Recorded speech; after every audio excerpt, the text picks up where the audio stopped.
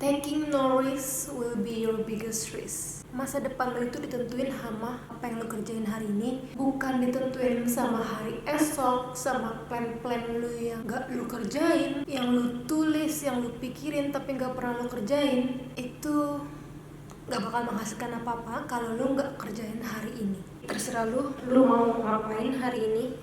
Kalau lo pilih lu pengen tiktokan, leha-leha, scroll tiktok lu sampai nggak tahu kapan, sampai besok hari, ya lu bakal tahu hasilnya kayak apa di 1 tahun ke depan, 2 tahun ke depan. Tapi kalau misalnya hari ini lu ambil langkah step by step, langkah kecil yang lu udah pikirin, kira-kira apa yang mendekatkan langkah ini sampai ke tujuan gua.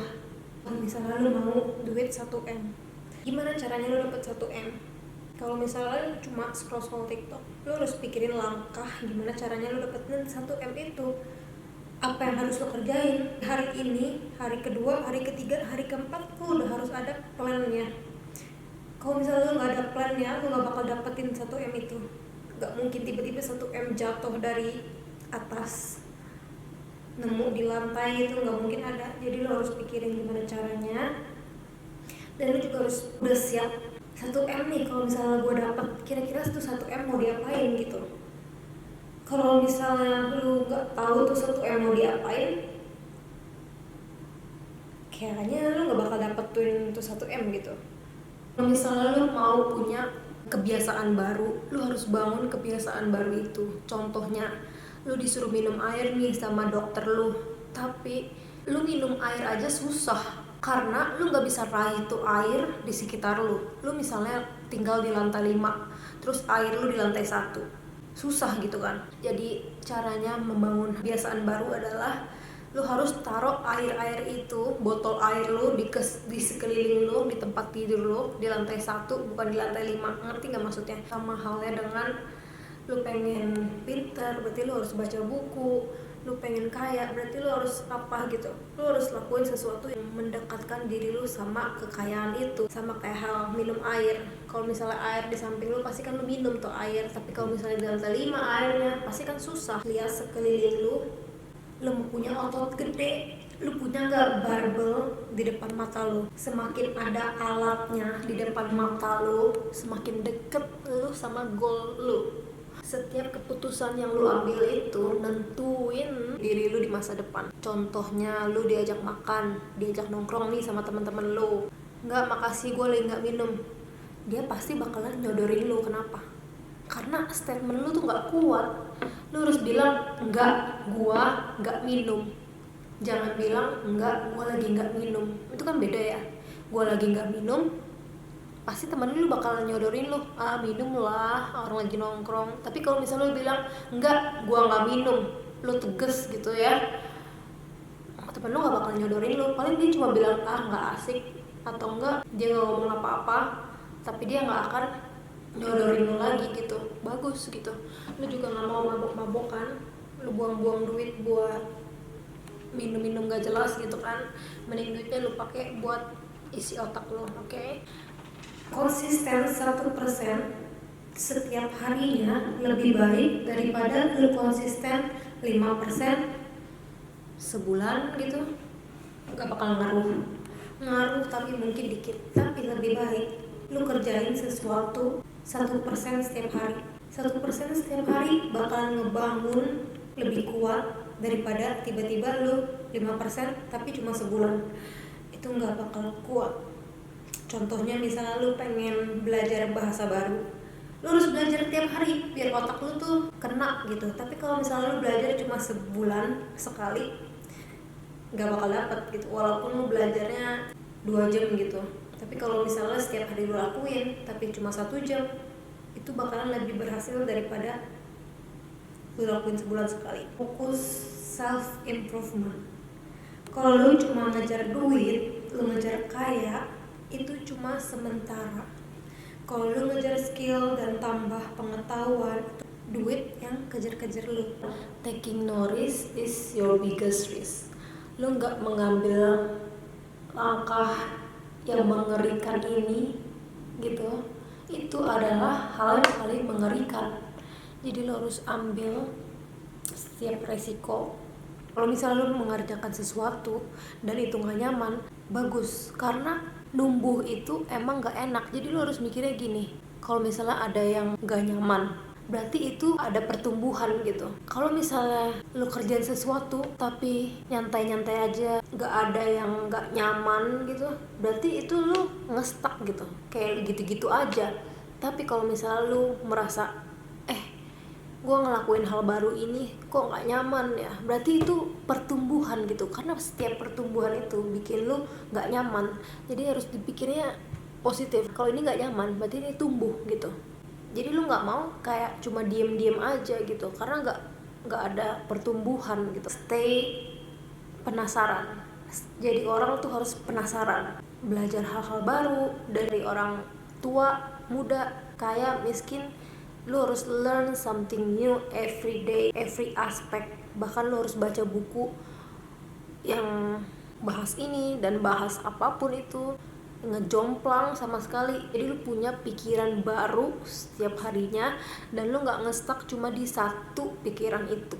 Karena dunia ini gede, jadi lu harus belajar banyak hal, cari hal-hal baru biar lu gak merasa pintar. Dan kalau misalnya lu merasa pintar, kalau lu nongkrong sama orang dan lu merasa pintar, mendingan saran gue sih kabur aja ya. Jadi lu harus merasa paling bego di lingkungan lu, jadi lu belajar terus, jangan buang-buang waktu lu di tempat yang gak bikin lu tumbuh, gak bikin lu belajar hal-hal baru. Don't take anyone advice. Lu boleh ngambil opini dari orang lain, masukan dari orang lain. Makanya tadi gue bilang learn from everywhere. Lu harus baca ini, lu harus denger ini dari manapun, dari setiap aspek. Jadi lu kalau misalnya mau ngambil keputusan, itu balik lagi dari diri lu sendiri. Jangan lu ngikutin plek-plekan dari orang ini gitu. Jadi lu misalnya dengerin A, dengerin B, dengerin C, lu gabung pikirannya mereka dan lu tentuin sendiri. Lu tahu yang mana yang baik buat lu, mana yang cocok buat lu gitu. Jadi lu harus try it your own. Terus hidup tidak bisa dikontrol, tapi responmu bisa. Jadi kalau misalnya ada hal-hal negatif yang masuk ke kehidupan lu, udah lu stop, lu buang itu jauh-jauh. Gak usah diribetin, gak usah gue begini, kok gue sial. Gak usah. Respon lu yang bikin hari lu jadi makin buruk. Kalau misalnya ada hal-hal yang emang sial gitu di hidup lu, udah lu anggap aja ini redirection, ini perlindungan. Kalau misalnya lu telat gitu ya, anggap aja di jalan tadi, kalau misalnya gue jalan, bisa aja gue kesandung gitu. Kalau misalnya makanan yang lu pesen belum datang, it's okay, mungkin makanan yang tadi ada rambutnya gitu. Jadi it's okay, sabar. Respon lu itu yang menentukan hidup lu. Gue gak bikin plan B, plan A thinker. Jadi lu harus jadi orang yang gue plan A, gue harus lakuin ini, gue harus bikin ini berhasil. Jangan ada plan B. Plan B itu bikin lu jadi males, karena lu udah mikir, kalau misalnya gagal gue ada plan B kok. No, bikin plan A, lu stick sama plan lu bikin itu jadi berhasil. Jadi lu gak usah anggap ada plan B. Lu boleh just in case ada plan B, tapi lu harus mikir, itu ntar aja gitu. Lu bikin plan B nya ntar aja kalau misalnya gak berhasil, tapi lu harus bikin plan A lu itu berhasil. Di buku ini dia bilang orang malas itu punya plan B. Kalau orang yang punya plan B bilangnya gini, gue harus punya plan B, gak bisa gue punya plan A doang. Karena hidup itu harus di plan. Orang yang punya plan A doang itu gak punya alasan buat dia gagal. Dia harus berhasil, jadi dia harus push dirinya biar A-nya berhasil. Bikin dia mikir kreatif lagi gimana caranya ini berhasil. Karena yang punya plan B itu kebanyakan bikin dirinya punya perlindungan emosional gitu. Jadi plan A, gue mau plan A berhasil, jadi harus berhasil gitu. Gak ada plan B. Lu harus memandang sial itu sebagai kesempatan buat lu. Kalau misalnya dulu dibilang aku tertekan, tapi daripada lu mikir aku tertekan, mendingan lu pikir aku dipilih untuk memikul beban ini karena lu kuat. bukan orang lain yang dipilih, lu yang dipilih karena lu yang kuat gitu. Kayak CEO, dokter, atlet, dokter bedah, semua hidup dengan tekanan tinggi, bukan karena mereka sial, tapi karena mereka dipercaya. Jadi kalau misalnya lu mikir lu sial, si dokter juga mikirnya, gue sial, kenapa gue harus jadi dokter gitu. Tapi lu harus mikir, keren nih jadi dokter, lu dipilih untuk memperbaiki organ orang lain gitu. Oke? Di buku ini dia bilang, 2 orang dengan skill sama, satu di lingkungan tepat, satu di lingkungan salah, hasilnya bisa jauh berbeda. Jadi lo harus pilih tempat di mana lo dihargai, jangan stay di tempat yang salah gitu.